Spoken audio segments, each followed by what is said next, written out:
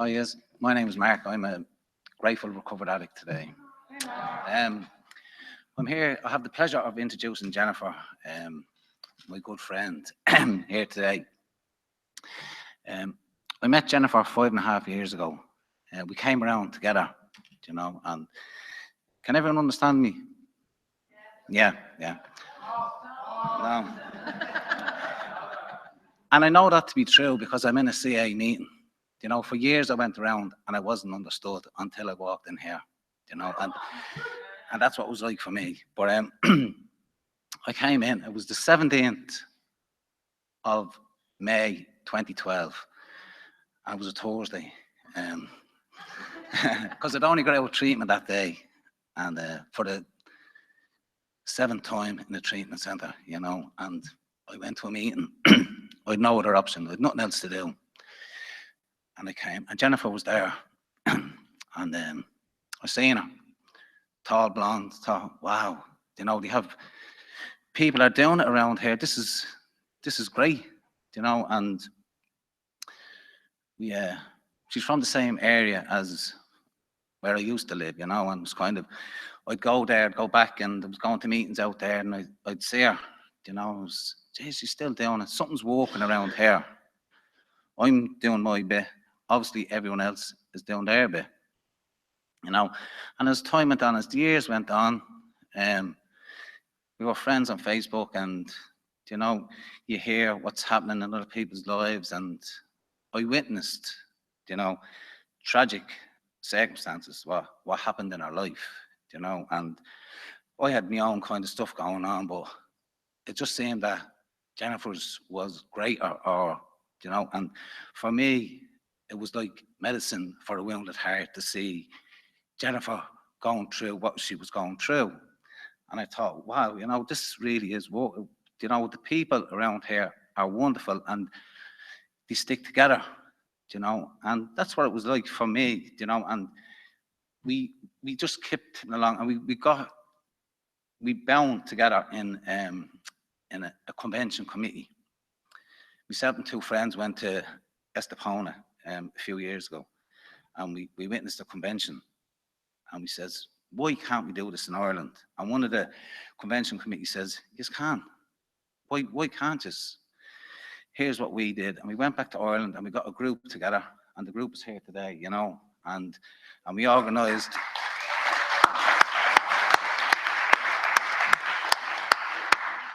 We organised our first 3-day convention, and any of the folks that were there last year, I believe everyone had a wonderful time, and really was nice. And, and this year, Jenna's chosen to take a different route, but still she takes service in the same position, or in the convention committee, and she asked me to come. She said, "Would you come? I'm speaking. You should put your name down to speak and come over with us." No. I don't do stage work, No, I'm background, But here I am today, and I have the pleasure of introducing a good friend, Jennifer. I seen her in London last year speaking, and there was not a dry eye in the place, She touched the heart of everyone in the place, really did. And today I'm here to introduce Jennifer from Ireland. Thanks, folks.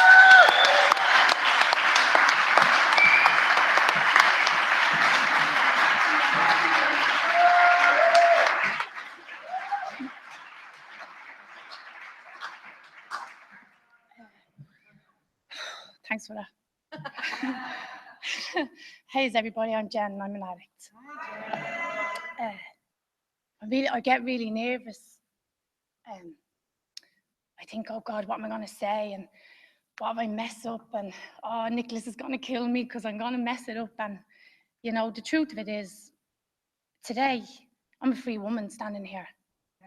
I've got hope in my heart, and I've peace in my mind. And I've been observing over the weekend, and there's a lot of speakers here with like so much sobriety, and I'm really overwhelmed, and it's great to listen. And so I've been observing, and I'm, what am I going to talk about? And all the insecurities coming up, and then I just saw people that are like me, who are trying their best, you know, and we all have our pains and we have our struggles, and I believe that together, with the unity, I'm really tall, am I? Okay. You really don't have to suffer anymore, and that does be why I'm here today. And when I met Marianne last night, I just thought, what a woman, you know, and I'm so glad that you're sitting there today. And no matter what other fellowships say to you, you're welcome here. This is your home.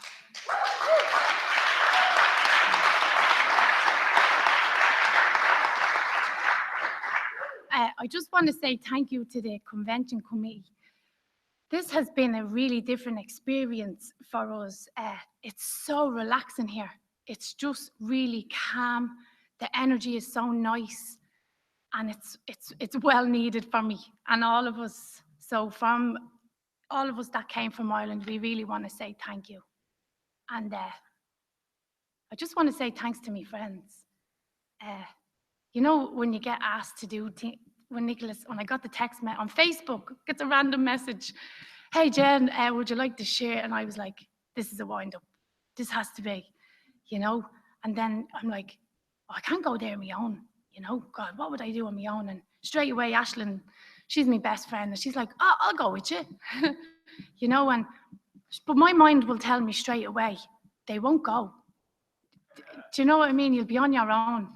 And so she's, yeah, we'll go. We'll have a girls' weekend. It'll be great. So I managed to rope Aisling in. Aisling speaking, lovely. And then Anthony came along, and Mark got involved, and then Nadia turns up, and it was like we were back together again. So I don't feel alone coming over here. I had me tribe with me, you know, and I really believe that your vibe attracts your tribe. So if you want to know what's going on for you, take a look at who's around you. And I think I'm blessed with the best at the minute, you know. But yeah. So I came into CA 5.5 years ago, yeah, like Mark said. It's January, miserable winter, Irish, the usual. But I was absolutely shattered. My heart was beyond broke. And I trudged in that pain for a long old time because I didn't know. I didn't know there was a way out. I'd gone to doctors, and I'd gone to key workers and professionals, and I met the loveliest people who put up with me for as long as they could. But at the end of every session, every group, what the hell is wrong with me? The $1 million question. What is wrong with me? Because I've told you everything. I've told you all of the childhood. I've told you my ma didn't love me, and she's a bitch, and I told you like all that stuff, and he did this and he did that, but in here, I'm still dying. And and for me, I'm afraid of the dark, and it's starting to get better, and I'm so thankful of that, you know. But all through my life, to be afraid to put your head on the pillow and to be afraid to be on your own, it's not a good show, it's not. And I think if you're an addict or an alcoholic and suffer with what we suffer with, you know, Bill talks about it in his story, you know, after so many times of going out and never again and using again and doing whatever again, and you know, you realize one day and that you're, can I curse? You're fucked basically. And then you will know loneliness like no other.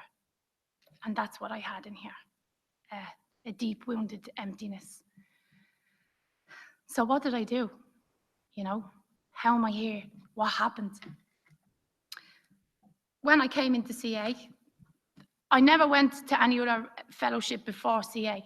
So I feel I'm blessed, because sometimes I hear people's mad stories about just keep coming back and do these so many meetings and so many days. And no, I was told, Jen, you're dying on your feet. And if you don't do these steps now, something bad's going to happen to you. And that shocked me. So I did the steps straight away. I didn't wait. And I'm here today because of it.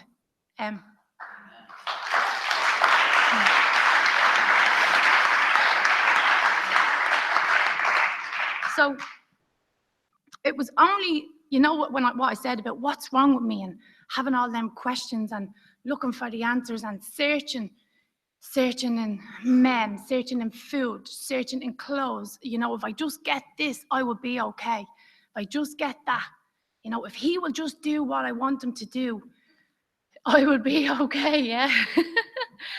But it was only when I sat down with another woman who was armed with what I suffered with that I started to get answers to what I suffer with. So I'm just going to read a little part because we all have that little piece of the book that was the defining moment. And for me, it was page 30. And it's in the chapter more about alcoholism. And it says, am I okay? Am I speaking slow enough? Yeah, okay. It says, most of us have been unwilling to admit that we were real alcoholics or addicts. No person likes to think that he or she is bodily and mentally different from their fellows. And when you know that something is wrong and all you want to do is fit in, you know, and you're trying to fit in to a situation or a group or a family that you just feel you don't fit in. You know, the part that we had to admit, I was unwilling to admit I was an addict because I thought if you admit you're an addict, that you're labeled with that for the rest of your life, and that's it. You know, I didn't want to admit defeat because I didn't want to be an addict, because there was no way out up until now. And the word alcoholic, I was definitely not an alcoholic. And I'll tell you a little story about that in a few minutes. But to me, an alcoholic was somebody who was a lot older than me. You know, where I live in Dublin, we have chronic street drinkers and they live on the streets and they live in the fields and they've lost everything. And I wasn't as bad as them. So how could I be an alcoholic? Because especially when you come from Ireland, you know, we can drink. And we can definitely drink. And it's, is Roy here? Roy was telling us, thank you, Roy, as well, for collecting us from the airport. But he was telling us, like, you know, in Holland now, the cannabis is legal. So it's nearly normal to smoke cannabis. And it's like that in Ireland, you know, you're given a drink at a very young age. And if you're 11 or 12 falling around drunk, it's like, oh, look at him. And the madness of it, but it's normal in the Irish society. So how can I be an alcoholic when everybody I know drinks like me and they all black out like me and they all cause carnage like me? So it was only when I started to understand about alcoholism that I was able to accept it. It says, therefore, it is not surprising that our drinking and our drugging careers have been characterized by countless vain attempts to prove that we could drink and take drugs like other people.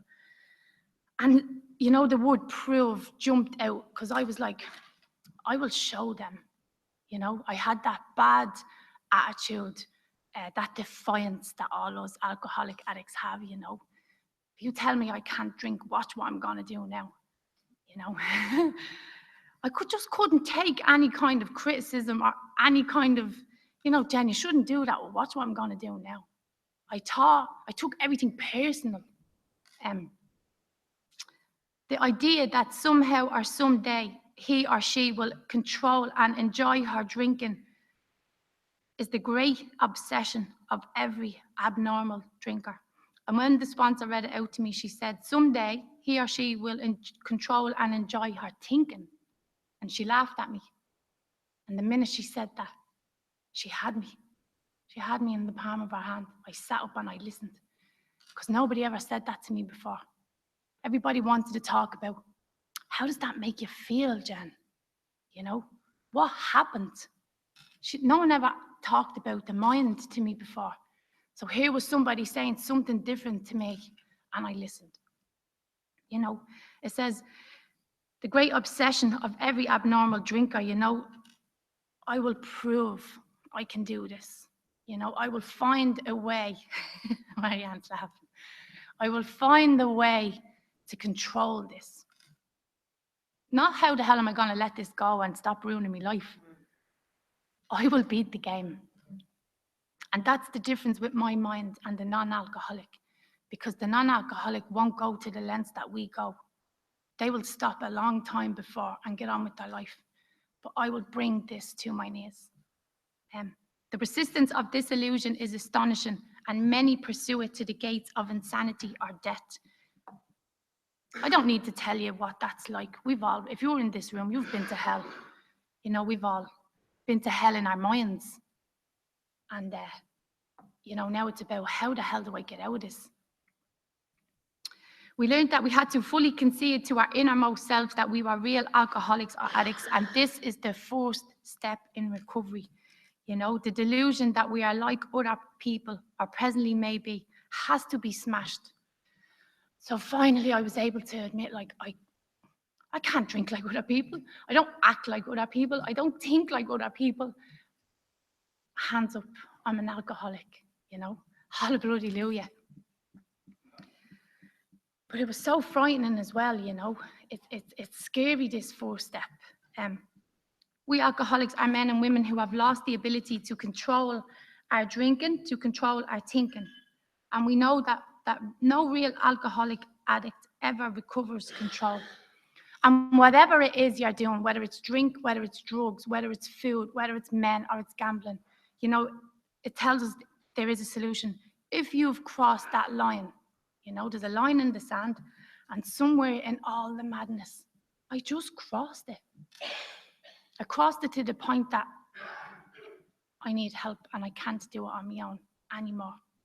And I try and keep it as simple as that. I just need help. I need someone to help me with this.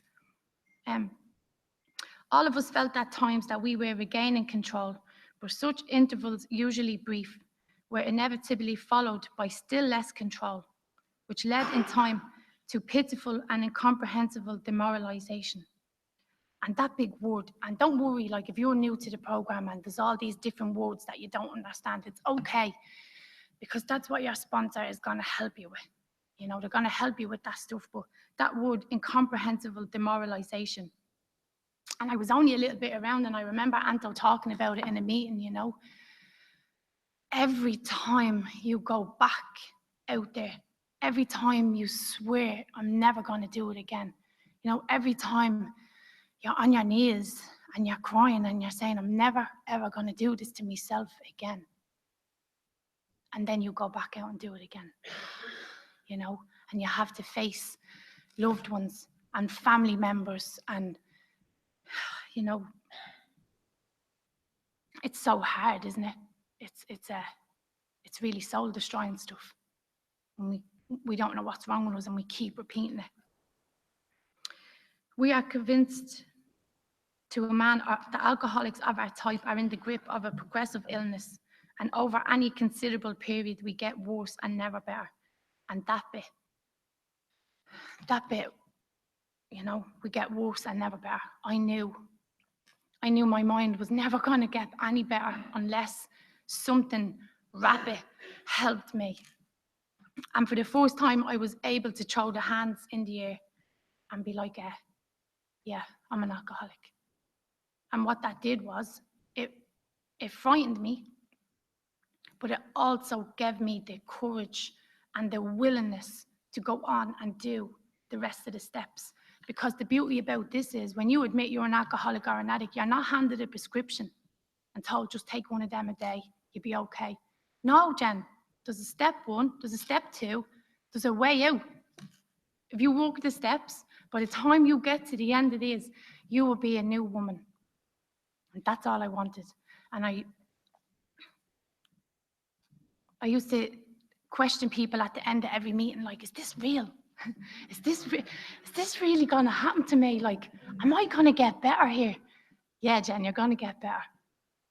Really though, you know, because we have that mind, you know, we want to believe, we don't believe, we question everything. So I went through the process of the 12 steps, and the obsession to use drugs and drink were gone. it was far removed. You know, and I was the type of person who was running around with the big book, all my markings, like, this works. I'm trying to 12 to them people and I don't even know what I'm doing, but this works. And I had a sponsor, she gave me, like, you know, the little book. And I'd be on the bus, and if I seen, like, in Dublin City, if I seen an addict or if I seen someone on the bus, I'd be like, oh, come here and I tell you what's wrong with you. Wait till you hear this line. And do you know, I just couldn't believe that there was a way out. I wanted to tell everybody.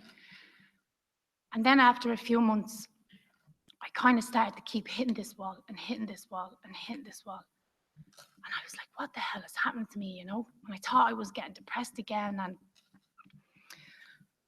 But this thing in my stomach, you know, this emptiness was getting bad again. And the pain in my heart kept coming back, you know. And I'm just going to talk a little bit about the relationship with my mother. I always find it hard to talk about her, even because I feel like I'm betraying her, even though I don't want to, you know. But I suppose I just have to explain the way it was. We were never close.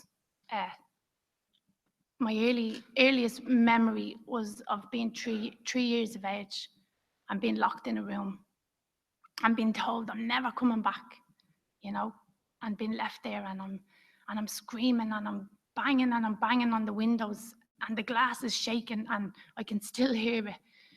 And I thought, she's never coming back. So how I interpreted that was, I'm not good enough. And what that did, that day, what I believe what happened to me was, you know, my perception changed of how I saw the world. Fear was installed into me that day. So from that day forward, all of my actions, all of my drives were all going to be fear-based. I would have ended up in a lot of abusive, very violent relationships with men. You know, I've been left very badly broken and battered and bruised and all that stuff that comes along with them kind of relationships. But do what you want to me, call me whatever you want to me, but don't leave me. You know, that was the way I was. I would have accepted a lot of stuff because I just didn't know how to be on my own. And it was only a few years down the line, I found the mass card of my nanny that I never met. So that would have been my mother's mother. And I never knew. She never told me. We never talked about it. Her mother died 1 month. My birthday is the 29th of April, 1983. And her mother died the 29th of March, 1983. You know, God love her. She was suffering with her own grief. And she was only young. She was only 22 when she had me. And she's on her own with the baby. And she obviously couldn't manage, you know. But I didn't know that. I only found that out later on. So I was to look at my mother very angry, with a lot of hatred. And if you asked me, do you love her? I'd have said, no, I hate her. I hate her. That's the only word I had for it. So I'm trying to get me recovery. I'm a few months, you know. I'm trying my best, and I'm a secretary, and I'm grabbing all the newcomers, and you know, I'm trying my best to work this, and I keep hitting the wall, and it's like, what's wrong with me? And then I met Darren, and I met this guy. I was after being on my own for a year. And I was like, I said a little prayer, and I was like, God, I think I'm ready. You know, I think I'm ready for a relationship, because I'd done the whole relationship in early recovery, and that ship sank quicker than the Titanic. So I was, no, that's not for me. So this time I felt ready. And I met somebody, and it was completely different. It was healthy. It was real loving. I didn't have to people please. I didn't have to perform, because I can do that, you know. how will I make him stay? You know, if the house is perfect, if I cook the great meal, if I perform, he's gonna love me. And I didn't have to do any of that. And it was lovely. And we were together for about a year.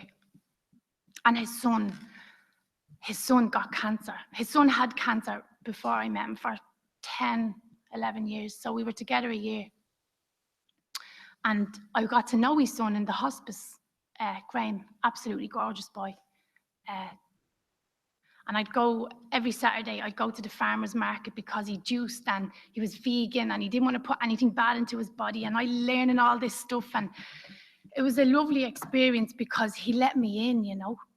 And when he was in the hospice, and sometimes I'd get to massage him because his arms would be sore, and I'd rub the oils into his arms and his hands. And I used to get a little bit of a fright because the muscle wastage, I could feel there was no muscles in his arm, and I'd be trying not to let him see I'm afraid, you know, it's okay. And, you know, so the day came where we knew we were going to have to say goodbye to him. And his dad couldn't go in, you know. So, of course, me being strong, it's okay. I'll go in and, you know, you stay outside. And I kind of took on this role of I'm going to mind us and I'm going to fix us and we're going to be okay and we'll get through it together. And I remember saying to Graham, you know, I was like, your daddy's outside and it's okay, you know, I'm going to look after him. And like, you can go now, because he was suffering. And he left, he went to heaven. And what happened to me was I lost my faith. I couldn't, because God either is or he isn't. And I was like, he's gonna save him, you know. He's not gonna take him. He can't. God is, because I believed in my heart that God can, you know, because my experience had shown that God is real, and I believed, and I tell anyone, yeah, God is real. So when that happened, it really messed with my mind. And I got so angry with CA. I was like, they're brainwashing me. It didn't work, you know. So even though I had all that going on, and there was me partner, I loved him. He was in recovery, sober 13 years. And he relapsed. And he went back, very bad. It started on the Nurofen Plus. So if anybody is here and they're thinking, oh, a few Nurofen is okay, believe me, it's not. They will destroy you. So I spent the next year and a half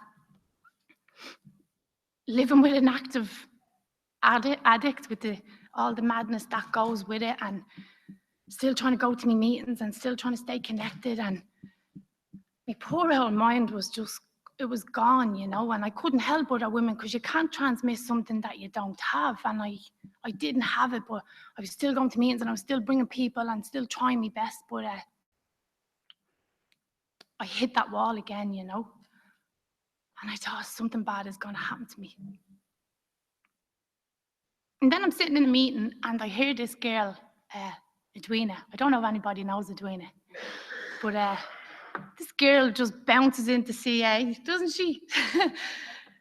You know, and I'm like full of anger, hating everybody. And this girl is like glowing. And, you know, I'm like, who the hell is this?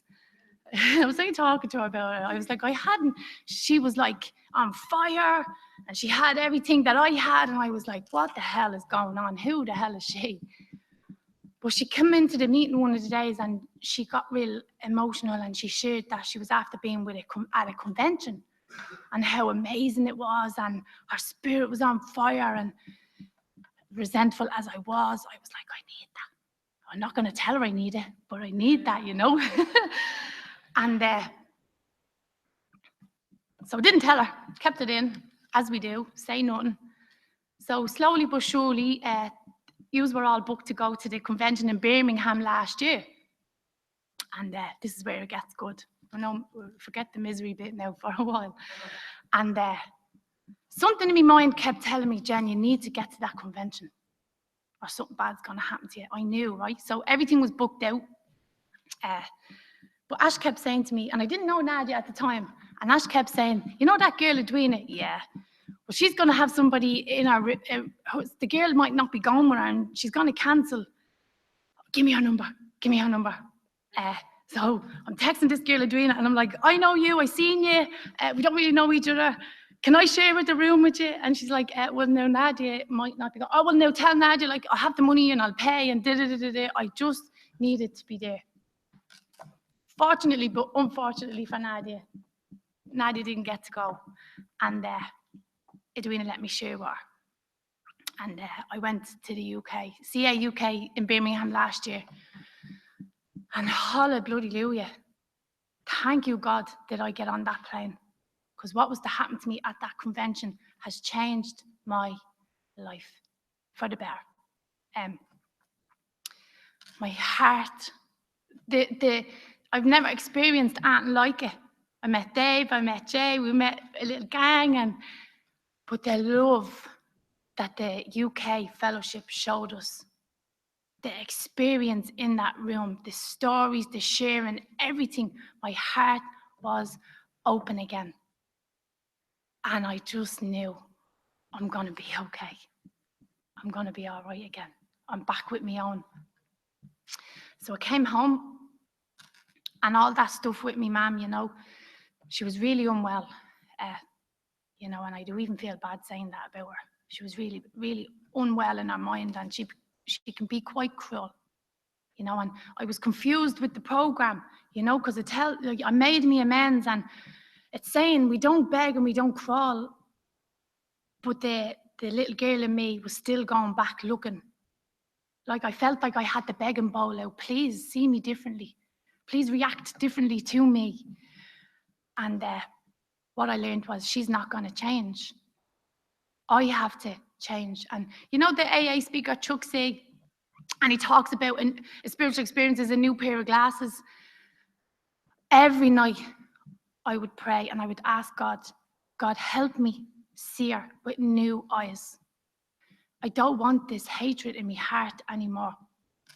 How can I come into meetings and be like, oh, hey, Dave, you want a cup of tea? Or how are you? I can help you. But yeah, I live 10 doors down from my man. I walk by her in the street. You know, what's that all about? And I'm struggling with that stuff, and I'm suffering because of it. The resentment was killing me. It didn't matter what I did, who I went to in here, that had to go. I had to go. So every single night, please, God, help me see the woman differently. I can't do this on my own. This wasn't a little knick-knack resentment. I'm sorry, won't do it again. This was deep. You know, this was what, 25 years old resentment. So I had to cut around my life. And it was the hardest thing I ever did. We needed to be separated because I was causing the woman harm, going back every day, you know, with me bad attitude. She'd only have to look at me and you know, that anger would come up in me instantly. So I had to take a step back, and I didn't want to harm her anymore, you know, she didn't deserve it. And about a year later, she texted me, and just weird, something that she held her back. So here I was, this is what I'd been asking for. You know, I'm asking God to help me with this woman. And I had these patches for your back. And I'm standing in my kitchen and my head is saying, so what are you going to do now, Jen? Are you going to walk the walk? Or are you just fucking talking bullshit here? So I went around and I got one of the patches and I knocked on her door. I hadn't stepped inside our door in 2 years. We've never had any physical contact. No hugs, no kisses, nothing like that. And when I opened the door and she was standing there in pain, and I just said, ma'am, let me help you. And I just put the patch on her back. And that minute, that touch, I believe that was where God's grace came into the situation. And I saw her for the woman that she was. She was vulnerable. and she was hurt. And she just wanted her daughter. She wanted me to be there with her and not react. And it was the first time she was able to be calm around me, because I can let you know I don't like you without even saying a word. Yeah. My anger can transmit. I don't even have to say anything, and you won't want to come near me. So all the time I was going back in my mind, I wanted to be of service, but this stuff was in between us. So that's been the start of healing within me. And what that enabled me to do was heal the little Jen that's in here. It was a starting point. But the best thing was I was able to get out of the toxic relationship that I was in. I knew it wasn't for me, but I didn't know how to get out of it, because all this undercurrent old stuff was keeping me in these toxic, unhealthy relationships. And what was to happen then? So I'm driving down the road and I rings Ash and I'm like, I feel really different, Ash. What? I don't know what, but I feel really free. I keep getting this overwhelming sense of love, and I don't know where it's coming from. And you know, I spend a long time in meetings and people would be like, I'm so grateful. And I'd be like, what the fuck are they grateful for? Because I'm miserable here. And I didn't get it. I didn't get it. But what that CA-UK convention did to me was, it showed me the necessity for unity. Because when I came back, I jumped on the committee. We got involved with family days, football days. The unity, I believe, of the CA has changed me with God within, that enabled me to go back to my mum and not hurt her or harm her anymore. She hasn't changed. She's still the same. But what she has done is relaxed around me. We're not clashing. And remember when I said I was afraid of the dark? I'm not afraid of the dark anymore. And I know that sounds weird, and you're probably thinking, she's fucking mad. But when you're on your own, in that dark space, in that fear, it's a hard out place to be in. But I think from that resentment, from the healing, from the love of me fellowship, I'm free today. I'm free. It's after taking a bit of time. And I just want to say, when I was sitting there the other day and I was like listening to all these really experienced people, and I'm like, what the hell am I going to talk about? I don't have 20 and 30 years sobriety. I'm just me. Cry all the time. And then Frank is brave enough to get up and speak at the microphone. I couldn't even do that. Don't get up, get up, don't get up, get up. And Frank gets up and he says, and I asked Frank, could I say this? And he said, it's okay. He's struggling to accept himself the way he is. And I thought, that's who I connect with. I connect with the addict that comes in and we're battered and we're broken and we're hurt. And then we go through the pains. Whereas in the book, it's an easy program, but a price had to be paid. You know, you're going to go through hard times. You're going to hit the ground a few times, but you're going to get back up. When you stay in fit spiritual condition, and even in all my madness and living with an active addict, I still tried my best, didn't I? I was still trying to pray, I was trying to meditate, because I knew I need this. So in all my pain, the old AA women are great. They always give you these little prayers. Here, love, keep coming back. And, you know, but they gave me a little card. And every time I broke down, every time I got afraid. The little AA cards with the acceptance prayer. I must have had it on repeat every night.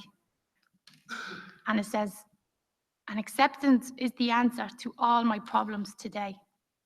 When I am disturbed, it is because I find some person, some place, or something or situation, some fact of my life unacceptable to me. And I can find no serenity. I can't find any peace until I accept that person, my mum, the place or the thing or situation as being exactly the way it is supposed to be at that moment. Nothing, absolutely nothing happens in God's world by mistake. Until I can accept my alcoholism, I cannot stay sober.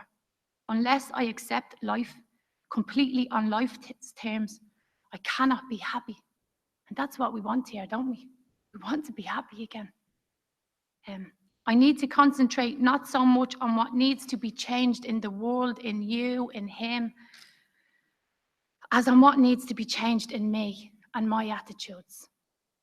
And for me, that change comes when I let God in and God changes me. Thanks, everybody.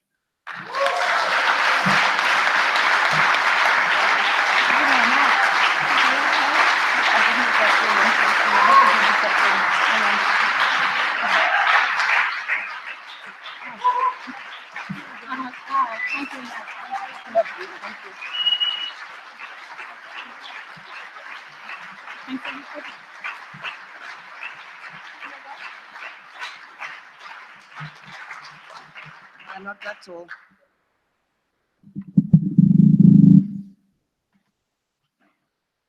Thanks, Jen. It was awesome. Another clap for Jen, please. Thank you very much.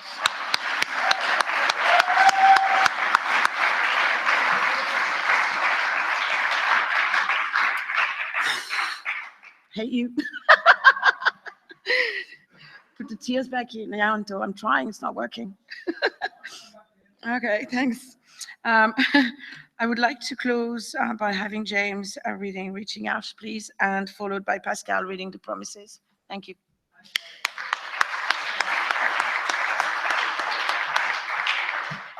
Everybody, I'm James, I'm still an addict. Reaching out, I made it into this program because someone else worked their 12-step on me. Someone passed it on to me. Someone was out there after they got clean and sober, caring about others. I need to never, ever forget that. Had they simply got on with their lives and forgotten about people like me, who were still out there using and suffering, I wouldn't be here today. My gratitude begins with that fact. It is with that gratitude in mind that I reach out to others, especially the newcomers. I need to have them in my life. That is where my spirituality begins. For me, spirituality comes from caring about others. I have found that the more I focus on improving the quality of lives of others, the less I am into myself and my will. I feel a freedom and a peace from within. The gifts I am beginning to receive in my life are greater than I could have ever imagined. Something else I have done is I have forgiven myself. I have forgiven myself for being an addict. I have forgiven myself for all the damage I did to my life, to my physical health, and to my career and finances. But most of all, I've forgiven myself for all the horrible, negative, and unloving things I have felt about myself.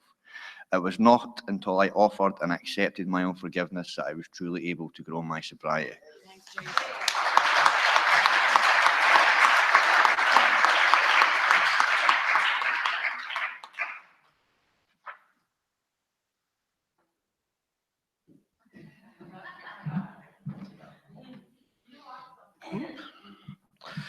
Yeah, good afternoon, everyone. I'm Pascal, and I'm still an addict. Yeah, the promises. That's why we are here. If we are painstaking about this phase of our development, we will be amazed before we are halfway through. We are going to know a new freedom and new happiness. We will not regret the past, nor wish to shut the door on it. We will comprehend the word serenity, and we will know peace. No matter how far down the scale we have gone, you will see how our experience can benefit others. The feeling of uselessness and self-pity will disappear. We will lose interest in selfish things and gain interest in our fellows. self-seeking will slip away. Our whole attitude and outlook upon life will change. Fear of people and of economic insecurity will leave. We will intuitively know how to handle situations that used to baffle us. We will suddenly realize that God is doing for us what we cannot do for ourselves. Are these extravagant promises? Nope. They are being fulfilled among us. Sometimes quickly, sometimes slowly. They will always materialize if we work for them.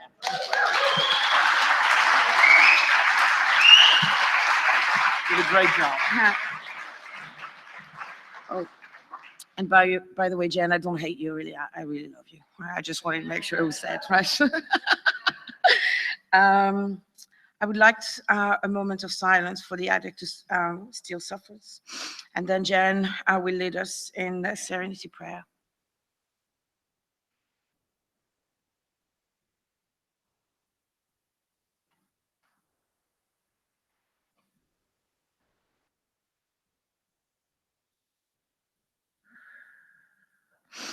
If we hold on each other strongly, we, for a circle of fellowship, experiences what we can't.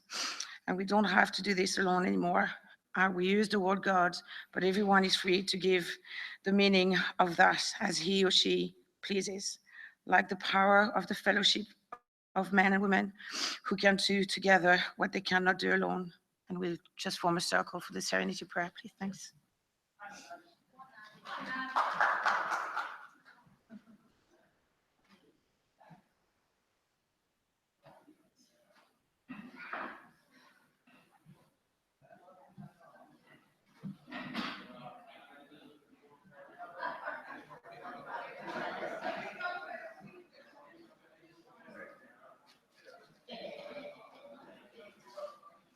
Nou, misschien vanaf hier.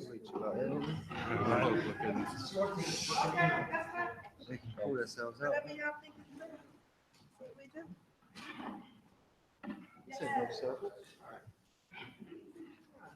gaan we weer te klein. I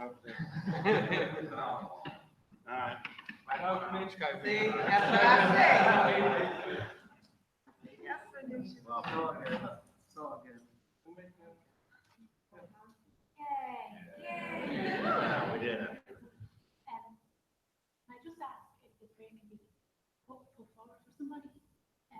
3 weeks ago, my sister, she's suffering from this disease and she tried to commit suicide. She just hasn't found these wounds yet. Maybe we could just say a prayer that she does.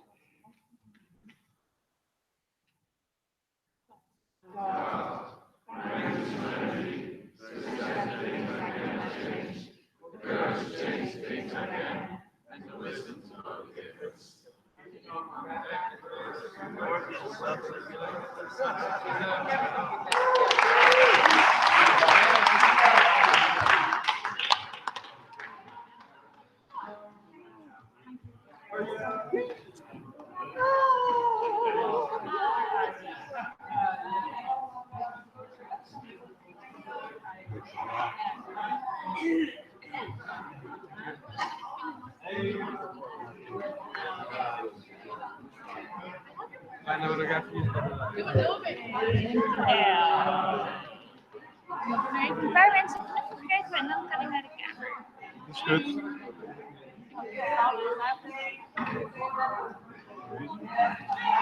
Hey.